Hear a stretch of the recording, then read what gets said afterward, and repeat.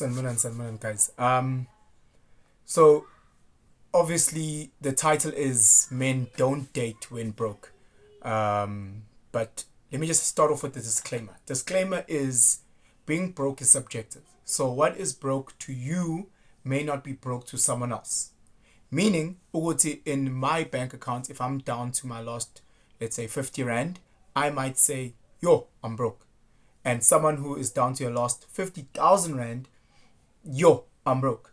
So again, men don't date when you're broke, speaks to the subjectivity of what broke is. And yeah, man, let me get into it, and then I'll explain as I'm chatting. So I spoke to a good friend of mine a couple of weeks ago, and I actually saw him this morning at gym, and we were speaking around. He broke up with his girlfriend, I think of 6 months, whatever the case may be, and my friend is doing, in terms of the scope of this country, doing very well. So he's probably bagging about 100K a month. He stays in a two-bedroom flat, single guy, two-bedroom flat, paid up for. Drives a fancy car, owns a couple of rental properties. I think that they paid up for. That's where I actually met him. I was seeking advice regarding rental properties. That is again. Anyway, so he met this lady and he was dating this lady, and this lady had her own place, and was working her job, whatever her job may have been at that time. And she was going through certain financial constraints. I think just in as a general, we struggle with finances and we struggle to budget. So he came in and started assisting her in terms of rental, assisting her in terms of groceries, as many do in relationships. And as the relationship carried on, she started talking about how frustrated she was at work, and she wants to leave her job, and so she did. And then she kept on saying, I need to move in with you. And then it got to this point because he wasn't ready for them to move in together. I think they were only about 2-3 months in, or 4 months in, whatever the case was. So she kept on pressuring, I need to move in. And she then said, well, if I can't move in, then you need to assist me with the rent and groceries. So then he started giving her a girlfriend allowance. Which I think, if he's honest with me, was about 15K a month. And the last straw was when she then set him down after 6 months of them being together, or let's just say 6 to 8 months of them being together. She then said she can't live this life of 15,000 in a month, and she needs a minimum of 25K a month. So the kid at that time came to me, and he was and I was like, no, Ndanga, you need to make hard decisions here. And when we met up those couple of weeks ago, I was like, that's the problem with you broke gents trying to date, and we obviously laughed, and it was a bit of banter, but it was speaking around staying in your financial lane. Staying in your financial lane. Obviously, this guy is making a lot of money, and has access to a lot of resource, and a lot of his lane is very broad. However, with that being said, it doesn't mean that he has enough muscle to be with any lady. Relationships are expensive, guys. I don't care what people say. I know you've got a whole lot of sisters that are saying, with me, I can provide my own things, my weave, my shop. But I'm telling you now, for the average lady, whenever you guys go out, and you just go out to Steers, you guys go out to Steers for lunch. For the average lady, if you guys are in a relationship, there's an expectation that you'll cover that meal. Now, how much does two King Steer burgers combo? How much does that cost? $200. Like, boom, lunch. Dinner. Oh no, for dinner we're just going to get something simple like a salad there, or lasagna, ready-made lasagna from Andicchio, so something like that. What are we looking at? That's like plus a bottle of wine. Just pick up something standard. You're looking at another 350. What is it? $500 just in there. The expectation is who's covering.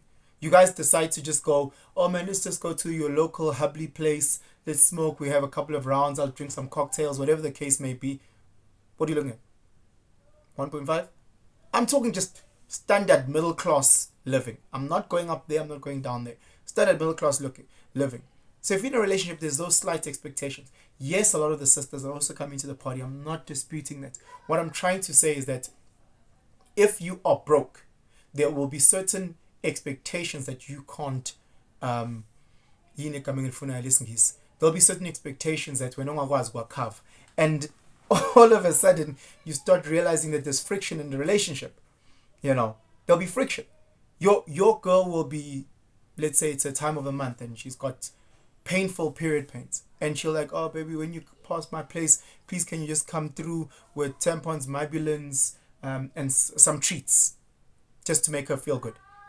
So you'll have to go and buy tampons that will cost X. You'll go buy to the closest pharmacy to buy Mybulins that cost Y, and then some treats. Her favorite treats are, I don't know, little cheese dips, whatever. And before you realize it, you have to spend $250 unannounced, unplanned, and what. And it's those amounts, or 250. By the end of the month, you actually start looking at your statement. You're like, I've actually spent upwards of 8,000 Rand on these unbudgeted amounts.